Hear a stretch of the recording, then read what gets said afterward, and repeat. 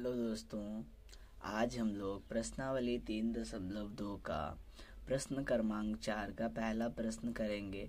बहुत सरल प्रश्न है और इसमें आपको संगत असंगत बनाने के बाद आपको करना है कि ये इसका हमें ग्राफ खींचना है कि ग्राफ किस प्रकार से हम लोग खींचेंगे। तो पहले तो हम लोग संगत असंगत निकालेंगे, फिर ग्राफ खींचेंगे। चलिए हम लोग इस वीडियो को स्टार्ट करते हैं, उसे सॉल्व करते हैं।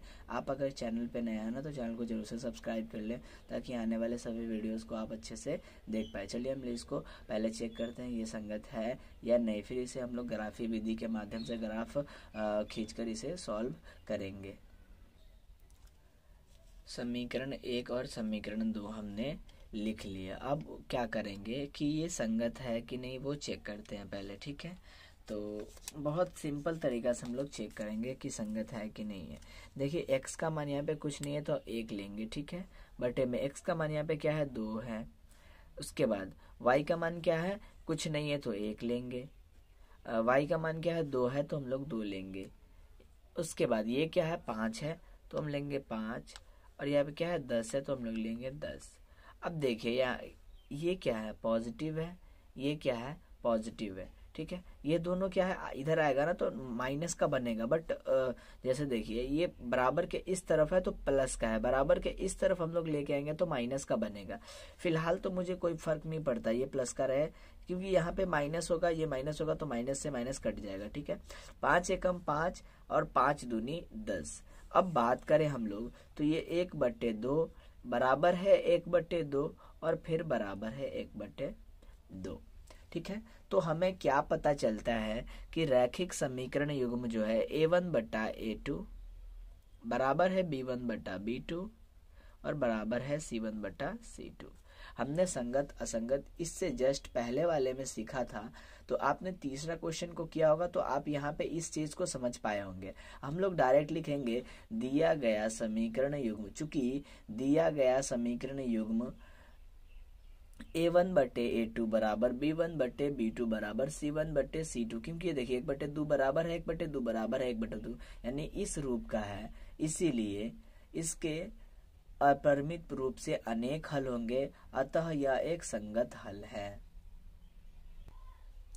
यहाँ पे हमने इसको समझा कि ये A1/A2 B1/B2 C1/C2 के रूप में किस प्रकार से है, और इतना बात हमने यहाँ पे इसको लिख दिया। अब ये संगत हल है ना, तो हम लोग समीकरण 1 और समीकरण 2 का मान निकालेंगे और ग्राफ पे इसको बैठा देंगे। लिखेंगे समीकरण 1 से आपने सारी चीजों को समझाया, चूंकि यह दिया गया समीकरण युग्म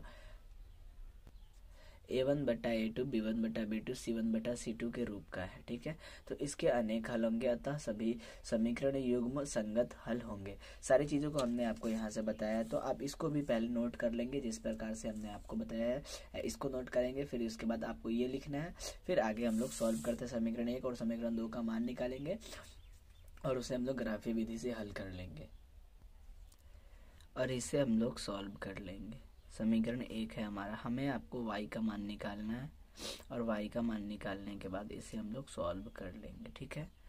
अब यदि x तो y आपको लिखना है, यहाँ पे y आ गया ना, आपको केवल y और वो भी प्लस का लेके चलना है। आपको ये मिला, आप x के स्थान पे कुछ भी रखेंगे y का मान आपका निकल जाएगा। तो लिखेंगे अब यदि x तो y, ठीक है। चलिए x के स्थान पे देखिए, x के स्थान पे आप कुछ भी रखेंगे, देखिए y बराबर 5 माइनस x है, ठीक है। तो y बराबर, जैसे मान लीजिए y बराबर 5 माइनस x के स्थान पे, यहाँ पे 5 माइनस x है ना, यहाँ पे इस x के स्थान पे आपने रख दिया 2, ठीक है। तो 5 में से 2 जाएगा तो आंसर कितना मिलेगा 3। तो y का मान हो गया क्या 3, x का मान हमने क्या रखा है 2, तो x का 2 रखा तो y का 3 मिला, तो x का 2 y का 3, ठीक है। बिल्कुल वही प्रोसेस नीचे भी अपनाएंगे।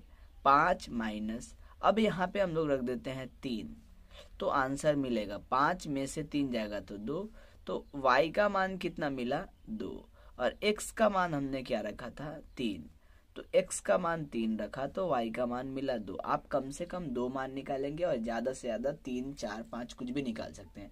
हमने केवल 2 मान निकाला। अब हम लोग समीकरण 2 सॉल्व करते हैं।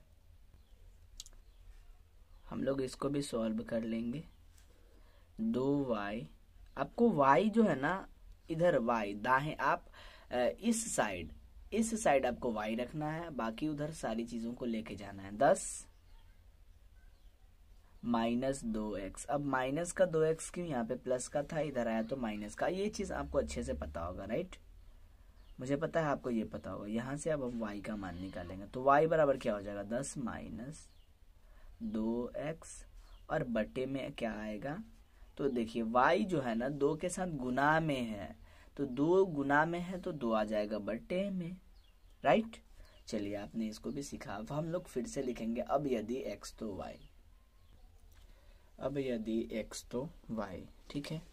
आप यहाँ पे x के स्थान पे कुछ भी रखेंगे तो आपको y का मान मिल जाएगा। चलिए हम लोग x के स्थान पे कुछ रखते हैं, जैसे हम लोग यहीं पे रखते हैं 10 माइनस 2 गुने, अगर हम लोग x के स्थान पे 2 रख देते हैं तो क्या मिलता है वो देखते हैं। बट्टे में क्या है 2, तो देखिए 2 दूनी क्या हो जाएगा 4, 10 में से 4 घटेगा तो कितने, जैसे देखिए x जो है ना यहाँ पे 2 के साथ गुना में है, राइट, तो हमने x के स्थान पे 2 रखा तो यहाँ पे लिख देते हैं इस घर में 2।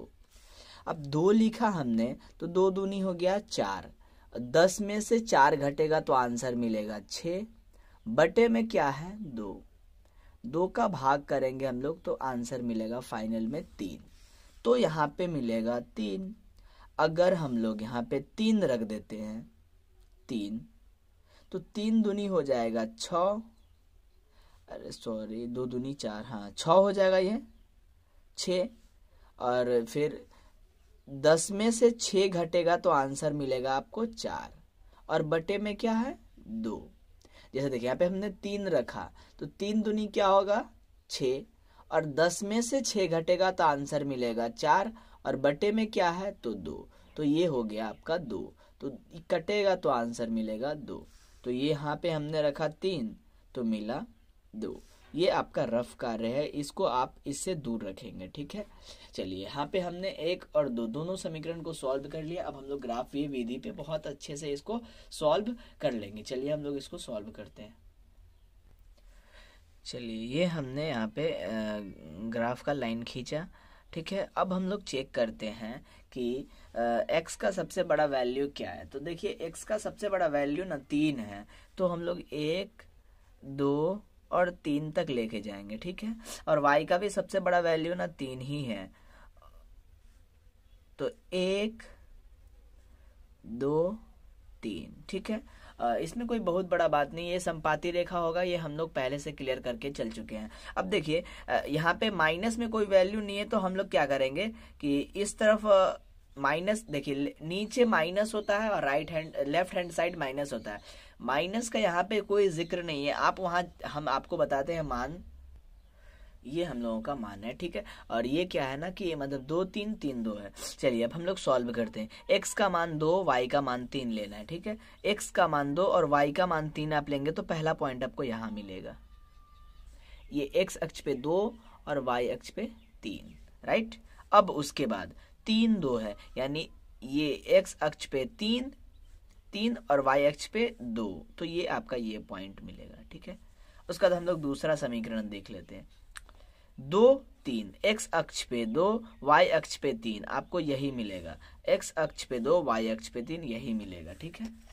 ये संपाती रेखा होता, हमने पहले ही पता था, हम लोगों को पहले ही पता था, एक रेखा के ऊपर ही दूसरा रेखा इस प्रकार से इसमें रहता, ठीक है। तो क्या करेंगे, ये हमारा सॉल्व हो चुका है। ये हो गया आपका 2 3 और 2 3, ठीक है। और ये हम लोगों का हो गया 3 2 3 2। हमने 2 बार इसलिए लिखा है क्योंकि ये दोनों का मान बिल्कुल वही है। आप देखेंगे ना समीकरण 1 और समीकरण 2, 2 3 2 3 3 2 3 2, और ये आपका फाइनली सॉल्व हो चुका है। बहुत नॉर्मल होता है ग्राफ खींचना, मान निकालिए उसके ऊपर रख दीजिए, बहुत नॉर्मल होता है। इस प्रकार हमने इस वीडियो के माध्यम से क्वेश्चन नंबर 4 का पहला पार्ट किया है। तो फिर हम आने वाले अगले वीडियो में हम लोग आगे के प्रश्नों को सॉल्व करेंगे। मिलते हैं अगले वीडियो में, तब तक के लिए धन्यवाद।